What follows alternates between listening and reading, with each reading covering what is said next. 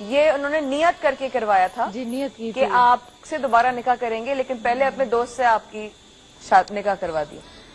جس دوست سے آپ کا نکاح ہوا تھا ان کے ساتھ آپ کتنے عرصے رہیں؟ ایک ہی دن.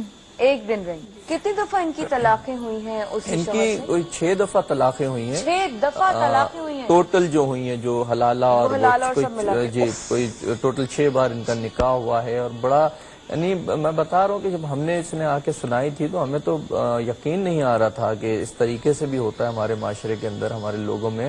اور جو سب سے بڑی جو افسوس کی بات تھی، جو دکھ کی بات تھی، وہ یہ تھی کہ وہ صاحب جو تھے وہ خود لوگوں کو نماز پڑھاتے تھے، لوگوں کو درس دیتے تھے، اور لوگ دھوکے میں تھے ان کے. حلالہ پہ آپ کو طلاق دے دیا؟ میں نے بولا کہ آج چلتے ہیں، 1 ہفتہ ہو گیا ہے، تو انہوں نے بولا نہیں کل جائیں گے. جسٹ اتنی بات پہ انہوں نے کہا طلاق طلاق طلاق ورڈ بول دیا. اور پھر بعد میں کہتے ہیں کہ میں نے اپنے ماموں کے کہنے پہ طلاق دیا ہے، اور مجھے واپس میرے سسرال لے کر آ گئے. اور سسرال میں لا کے جب سسرال والوں کو پتہ چلا، سب بولے کہ حلالہ کرانا پڑے گا، دیور سے تبھی اس کو رکھ پائیں گے ہم. آپ کے پتی آپ سے ابھی کیا کہتے ہیں؟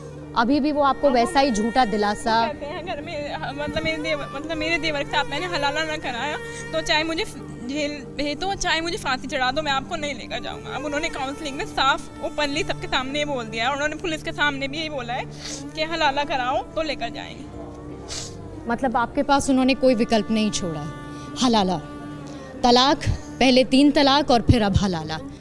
تو جب طلاق ہو ہی گیا تھا تو پھر اس کے بعد حلالہ کرنے کی کیا ضرورت ہے؟ میں واپس جب اپنے گھر آئی اور جب میں رات کو سونے کے لیے اوپر اپنے کمرے میں جانے لگی، تب میری بوا ساس نے، میری پھوپھیا ساس نے مجھ سے یہ کہا کہ دلہن اوپر مت جانا اپنے کمرے میں. میں نے کہا کیوں؟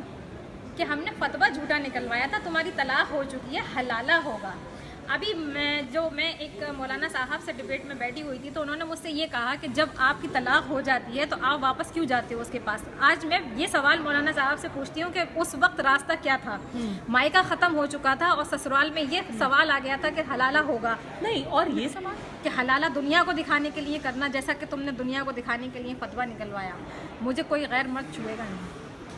اور 1000 روپے میں ایک لڑکے کو خرید کے میرا حلالہ کروایا گیا. تو میں مولاناؤں سے پوچھنا چاہتی ہوں کہ کون سے قرآن میں لکھا ہوا ہے کہ پیسے سے خرید کے ایک عورت کو اپنے گھر کی عزت کو دوسرے کے حوالے کرو اور پھر اسے اپنے گھر میں واپس لے کر آؤ؟ کیا یہی ان لوگوں کا ضمیر ہے؟ کیا یہی ان لوگوں کی عزت ہے جسے سر عام اپنے گھر کی عزت کو نیلام کرتے ہیں؟ اور شاید ان کو اسی چیز کا درد بھی ہو رہا ہے، پریشانی بھی ہو رہی ہے کہ ایک طریقے سے ہر کوئی اس میں پیسہ بنا رہا ہے، پیسہ بنا اور رہا ہے. بے عزتی جس کی انہیں ہو رہی ایک ہے. عورت ایک آدمی کو پیسہ چاہیے اور ایک عورت کا جسم چاہیے، اور اس حلالے کے بدنما طاق جس پہ عورت کو ہی چلنا پڑتا ہے، اس سے ان مولاناؤں کو دونوں چیزیں مل رہی ہیں، پیسہ بھی مل رہا ہے اور عورت بھی مل رہی ہے. اس لیے ان لوگوں کی دکانیں بند ہو رہی ہیں، اس لیے ان لوگوں کو اتنے آبجیکشن اٹھائے جا رہے ہیں ان کو کہ ہاں یہ چیز بند